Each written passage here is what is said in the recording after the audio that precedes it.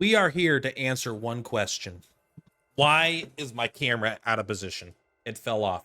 There we go. No, Platt, you fell off. First of all, shut the fuck up.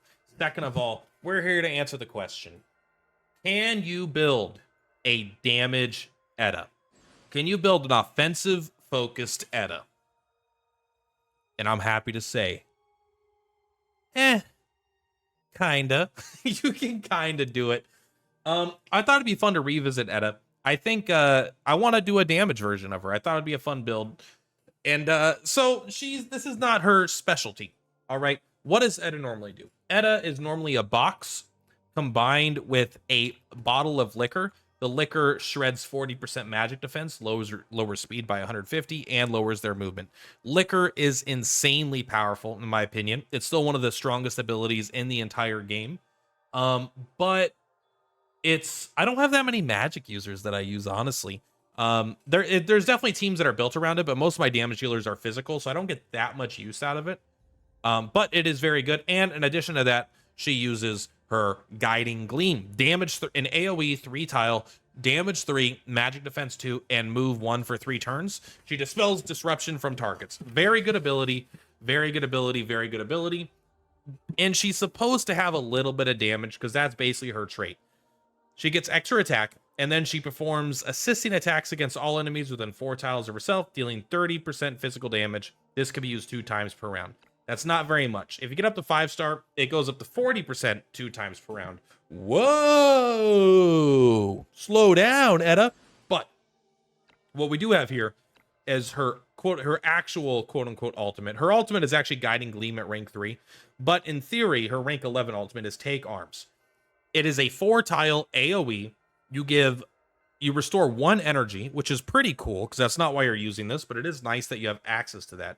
Now, when you perform assisting attacks, though, your damage is increased by 130%. So it's going to take that. Again, I don't know exactly if this is additive where it does 170%, 160%, or if it's like that 30%. It's probably just doubles it. So 60, it's probably times 2.3 percent or something like that.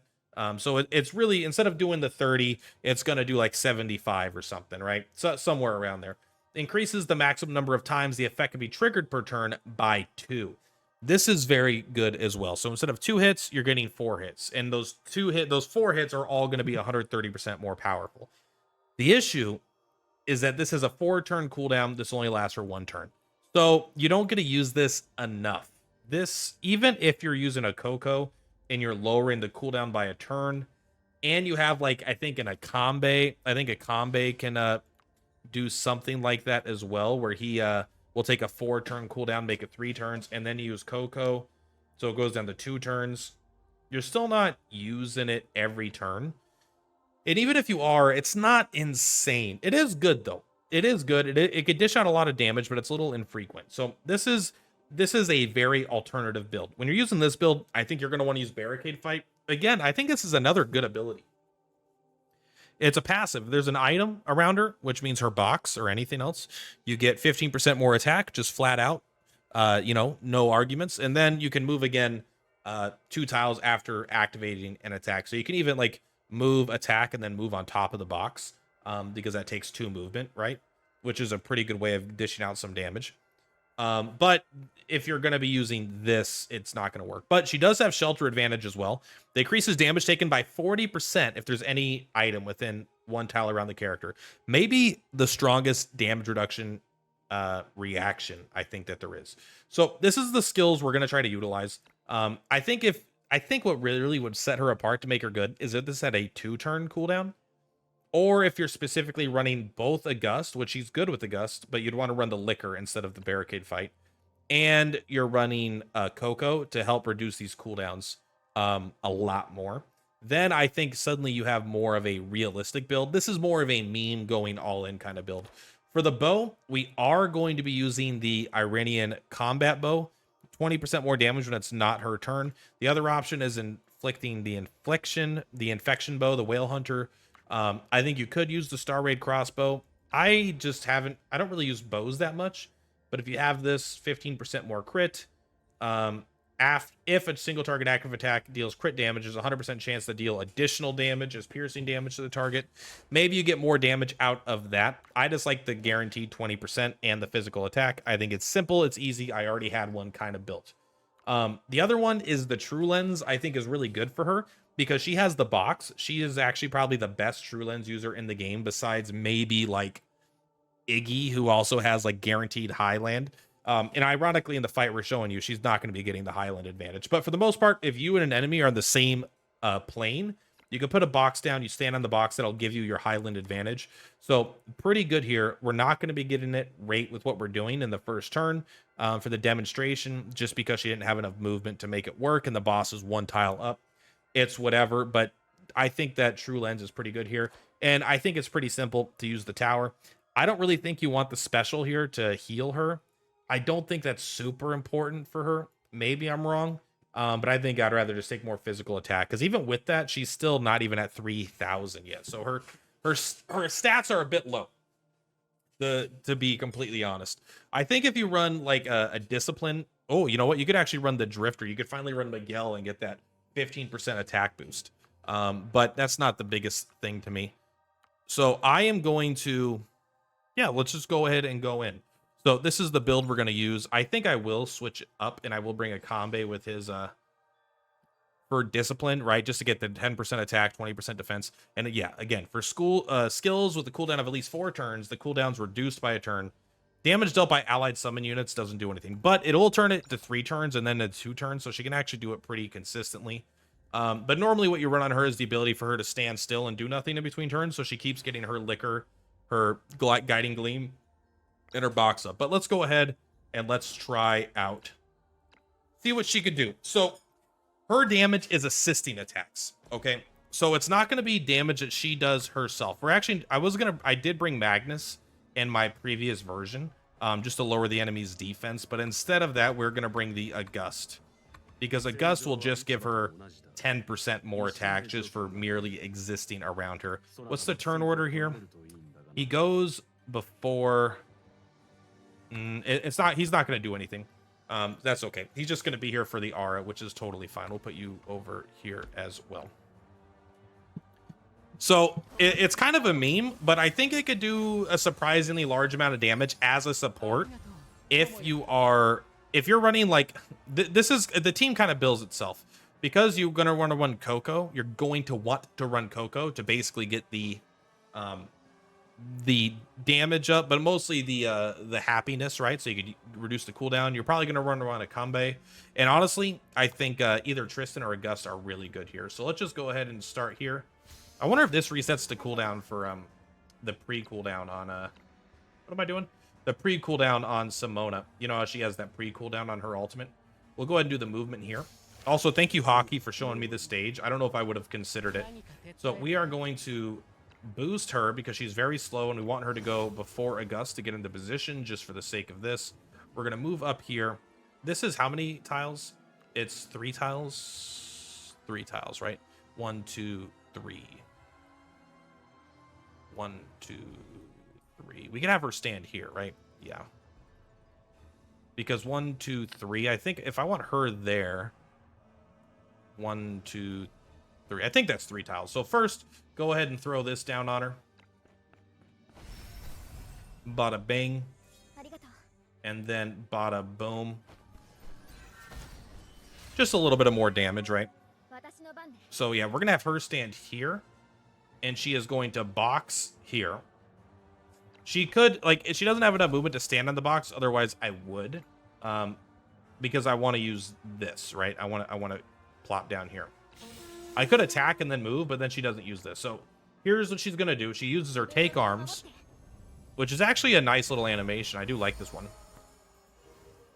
It's not as good as Simona's animation. You're going to be here just... You're going to throw this down somewhere so it exists. Also, you are in range of the Caged Reverie, right? You got the Caged Reverie. There we go. Look at all these buffs, bro. Look at all these buffs. Go ahead and throw this down somewhere. It doesn't matter. You're just here to make sure that she gets that buff. Because you already got the damage. So she gets the damage buff from Tyre, and then she gets the attack buff here. We are going to deal about half the damage with a gust. All right.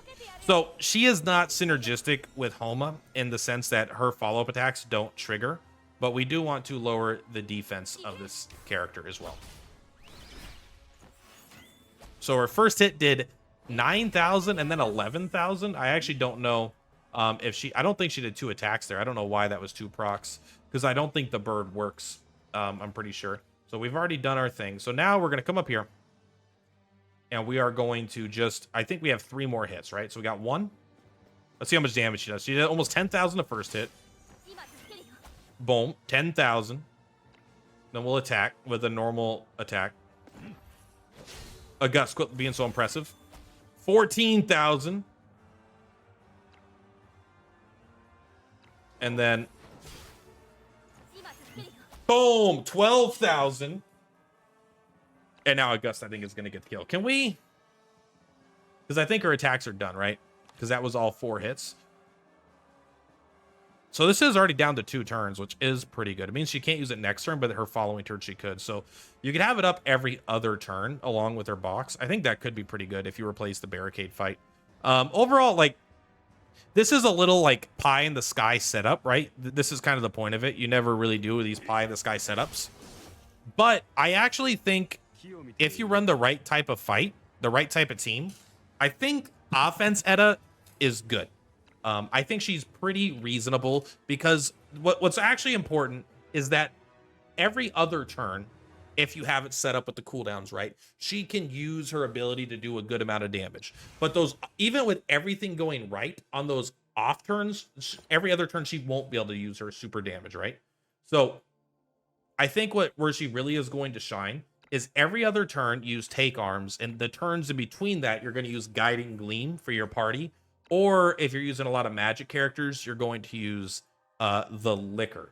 You can even probably get rid of the box if you wanted to use both liquor and the guiding gleam, but being able to give this to everybody on the turns where she's not up doing her damage, I think is pretty good. If you really want to go all in, then in those in-between turns, you could use like storm sniping between the character and distant targets, you know, so you could do like 150% damage because it goes 5 tiles away, but it's 4%, so it's 40, so it's 160% damage. I mean, that's pretty good too. You could go with that kind of strategy, but I'm not so sure about that. And then you could again go with counterattack, but that's a little... I prefer her just not dying. Attack increased by 30% and ignores 40% of the target's defense when attacking enemies with a shield. This is actually a super good ability, but they have to have a shield, so it's kind of narrow. But that's obviously super good. Shield break enhanced. This is actually like, I don't know if any other character has this ability as a passive.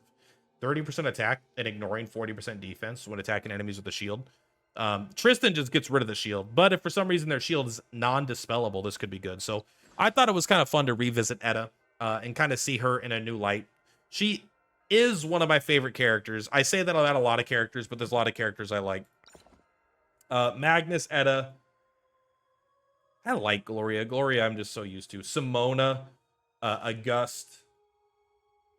Those are Guzman, obviously. Those are the characters I really, really like. So I say the reason I say I like a lot of characters is because I tend to make videos about the characters I like. Lash, you know, I really like Lash. I like Tempest. I like Suppression. I like Lightning. Stormbreaker. But yeah, that's all for this one, guys. Just wanted to see if what do you think about Edda? Do you think that you could do better than me in terms of going pure damage? Let me know. Anyway, much love. Purplatypus is Purplatypus. I'll see you on the flip-flops. Bye!